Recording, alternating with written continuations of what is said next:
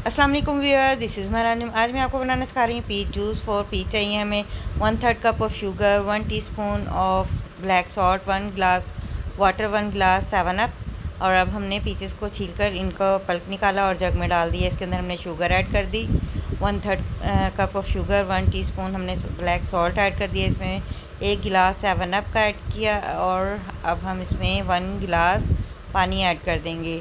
पानी ऐड करने के बाद हम इसको कवर करेंगे। कवर करने के बाद हम इसको अच्छे से ब्लेंड कर लेंगे। ये देखो व्यूअर्स, ब्लेंड हो रहा है।